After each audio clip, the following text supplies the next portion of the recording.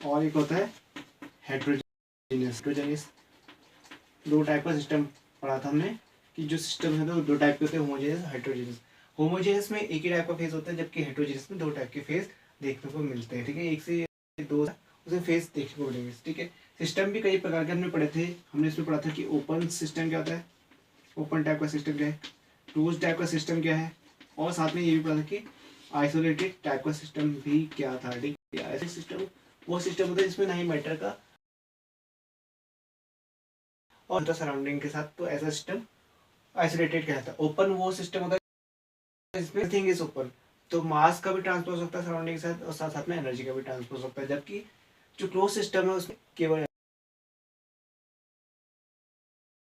Energy. और हमने बताया था कि जो सिस्टम होता है वो ऐसा डिफाइंड पार्ट है, ऐसा स्पेसिफिक पार्ट है यूनिवर्स का जिसको हम पढ़ रहे हैं, जिसके बारे में हम अध्ययन कर रहे हैं, जिसको हम प्रेक्षण इसका करता था। सराउंडिंग क्या है, सराउंडिंग क्या है, सिस्टम को छोड़कर जो अन्यत्र भाग है यूनिवर्स का जो रिमेनिंग पार्ट है वो क्या है, उसका सिस्टम का सराउंडिंग कहलाएगा। ठीक, और इन दोनों के बीच में एक गैप को बनाना, एक लाइन होती है, जैसे बाउंड्री लाइन होती है, जैसे बोलते हैं सीमा रेखा। तो यहीं पर जो सारी एक्टिविटी होती है, तो सिस्टम और सारा खेल इन दोनों के बीच में जो है एनर्जी ट्रांसफर को लेकर है। ठीक है, तो इसका अध्ययन ही कहलाता है थर्मोडायनेमिक्स कहलाता है। ठीक, आज हमने ये पढ़ा, तो इतना रिवाइज आपको शायद हो गया हो। ये चीज़ें हमने पढ़ी थी, टाइप्स ऑफ सिस्टम पढ़े थे, और थोड़ा थर्मोडायनेमिक्स के बारे में जानकारी ली थी। ठीक है, अब कुछ सिस्टम जो होते हैं, सिस्टम जो है उसकी बहुत सारी प्रॉपर्टी क्या होती है, प्रॉपर्टीज होती है, मतलब उसकी कोई अपनी खासियत होगी, और इन प्रॉपर्टीज को बोला जाता है मैक्रोस्कोपिक प्रॉपर्टीज। ठीक है, क्या कहा जाता है, मैक्रोस्कोपिक प्रॉपर्टीज। जो अधिकतर बड़ी प्रॉपर्टीज होती है वो क्या कहता है, मैक्रोस्कोपिक प्रॉपर्टी कहा जाता है, या इनको बल्क प्रॉपर्टीज भी कहा जाता है। ठीक है, ये बल्क बिहेवियर पे रिलाई करती है। ठीक है, जब कोई भी सिस्टम जिसकी जो कोई भी प्रॉपर्टीज वो बल्क में अगर आपको शो हो रही है और सिस्टम पर उसका असर पड़ रहा है, तब ऐसी प्रॉपर्टीज क्या कहलाती, मैक्रोस्कोपिक प्रॉपर्टी कहलाती है। ये दो टाइप की हो सकती है, मैक्रोस्कोपिक प्रॉपर्टी कितनी टाइप की हो सकती है, दो टाइप की हो सकती है। एक होती है इंटेंसिव, ठीक है, एक होती है इंटेंसिव, एक दूसरी होती है एक्सटेंसिव। ठीक हो गया, एक्सटेंसिव और इंटेंसिव टाइप की प्रॉपर्टी होती है। ठीक है, जो इंटेंसिव प्रॉपर्टी होती है ना, इन प्रॉपर्टी की वो तो क्या होती है, इंडिपेंडेंट होती है, इंडिपेंडेंट होती है अमाउंट ऑफ सब्सटेंस से, अमाउंट ऑफ सब्सटेंस। उसको फर्क नहीं पड़ता कि सब अमाउंट छोटा है, कम है, ज़्यादा है करके, तो जो जैसी होगी वो वैसी रहेगी। ठीक है, और जबकि एक्सटेंसिव प्रॉपर्टी जो होती है वो क्या होती है, वो अमाउंट ऑफ सब्सटेंस पे डिपेंडेबल है। ठीक है, अमाउंट ऑफ सब्सटेंस पर डिपेंड होती है। ठीक है, होती है, डिपेंड होती है। तो ऐसी प्रॉपर्टीज क्या होती है, एक्सटेंसिव टाइप ऑफ प्रॉपर्टीज कहलाती है। तो एग्जांपल बताता हूँ, जैसे इंटेंसिव टेम्परेचर का। ठीक है,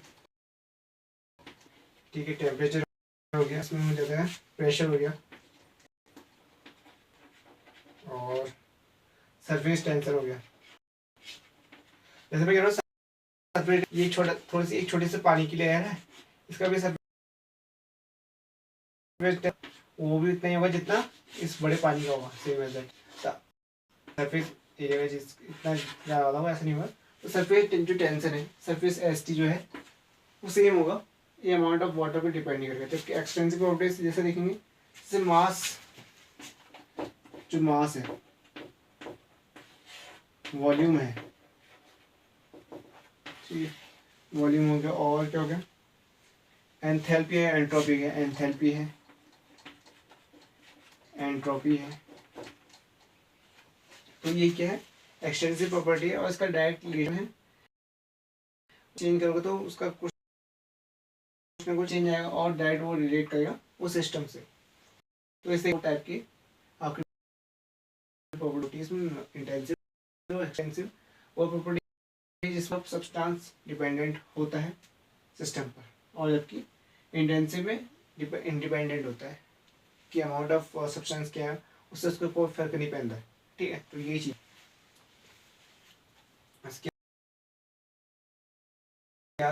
state of system, state of system. और मैं बता रहा हूँ एक एग्जाम्पल पूछेंगे इसकी। पहले हम पढ़ेंगे ऑफ सिस्टम का था, state of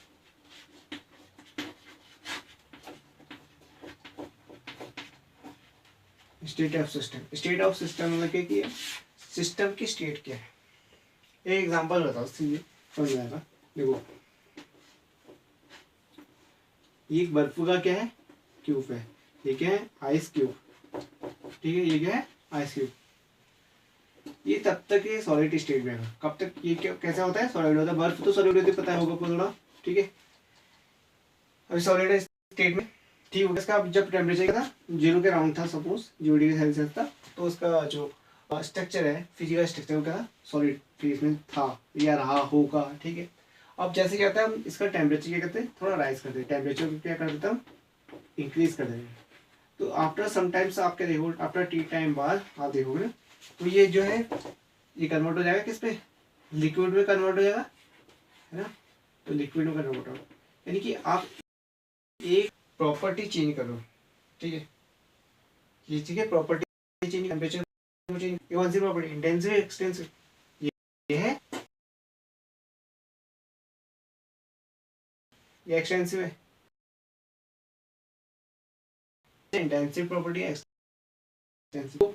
solid convert temperature बढ़ाने पे लिक्विड में कन्वर्ट हो। तो यानी कि आप देखोगे यहाँ पर स्टेट 1 थी, स्टेट 1 क्या था, सॉलिड स्टेट थी। स्टेट 2 क्या है, सेकंड स्टेट होगी। तो इस तरीके से देखो, कोई भी प्रॉपर्टी चेंज करने पर, जैसे हमने टेम्परेचर प्रॉपर्टी को चेंज किया, तो ये अपने स्टेट सिस्टम ने अपने स्टेट चेंज कर दी, सॉलिड से लिक्विड फेज में आ गया।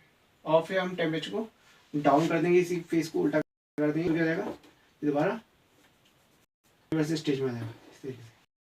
तो ये एक तरीके से इरिवर्सिबल रिएक्शन हो सकती है। ठीक है, तो स्टेट ऑफ सिस्टम क्या कहलाता है, मीन्स मतलब ऐसी कंडीशन या एक्सिस्टेंस ऑफ द सिस्टम जिससे ये पता लगेगी कि हर माइक्रोस्कोप प्रॉपर्टी क्या है। जैसे यहाँ पर 0 डिग्री सेल्सियस था, तब इसकी स्टेट क्या थी, बर्फ थी। थोड़ा इसका टेम्परेचर 10 डिग्री मान लो बढ़ गया तापमान, तब इसकी फिक्स स्टेट कौन सी जाएगी, लिक्विड हो जाएगी। इस तरीके से आप स्टेट ऑफ सिस्टम को समझ सकते हैं। ठीक हो गया।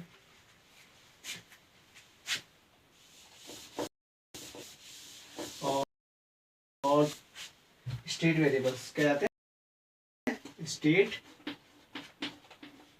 वेरिएबल्स, स्टेट इसको बोलते हैं वेरिएबल। ठीक है, स्टेट वेरिएबल क्या होते हैं,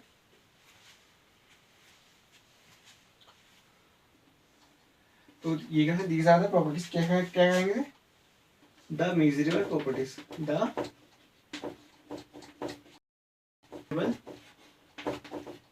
properties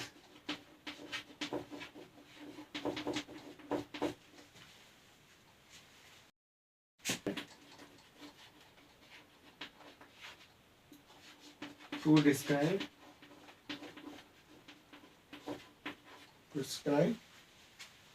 the state of the system, the state of the, ठीक है, the measurable system, ठीक है,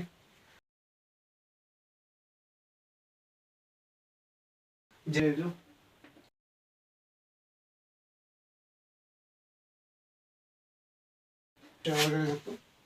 कंपोजिशन है। ठीक है, कोई भी उसके घटक जो भी होंगे वो भी कंपोजिशन भी स्टेट के अंदर आता है।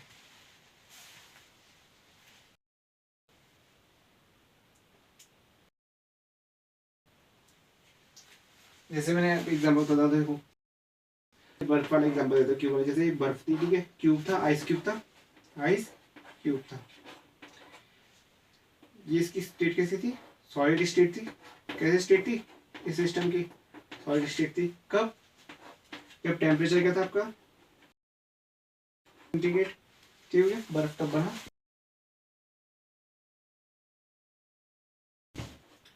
प्रेशर था, चलो एक एटमोसफेयर मान लेते हैं, एक एटमोसफेरिक प्रेशर था, ठीक है, 118 था, ठीक है। और वॉल्यूम क्या था, 1 सेंटीमीटर क्यूब था। तो ये तीनों प्रॉपर्टीज क्या करिए, इसके लिए वेरिएबल, इस प्रॉपर्टी, इस स्टेट के लिए वेरिएबल का काम करिए। यानी कि अगर ये टेम्परेचर हो, ये प्रेशर हो, ये वॉल्यूम हो, तब ये आपको स्टेट दिखाई देगी, बर्फ वाली स्टेट। अगर इनमें से भी किसी में भी चेंज आता है तो वो जो सिस्टम है अपनी, वो सिस्टम अब वो सिस्टम नहीं रहेगा, वो बदल जाएगा। वो तो बदल गया तो ये वाली साफ हो जाएगा। तो ये क्या रहेगा, स्टेट वेरिएबल्स। आई होप कि आपको इतनी सारी चीज़ें समझ में आएगी थर्मोडायनेमिक्स के बारे में। ये बेसिक मैंने थोड़ा आसान करने की कोशिश की, और धीरे धीरे आप इसमें पढ़ते रहेंगे, डीपली पढ़ते रहेंगे तो आपको अच्छी समझ में आएगा। क्योंकि फिजिकल केमिस्ट्री में थर्मोडायनेमिक्स बहुत इंपॉर्टेंट चैप्टर हो जाता है, और फिजिक्स में भी होता ही है, ठीक है। तो ये आगे भी काम आता है कंप्यूटर लेवल पर, इससे रिलेटेड बहुत सारे लॉस पूछे जाते हैं। 11th में हर एक इसके डेरिवेशन ज़्यादा बनाने को मिलेंगे। तो आई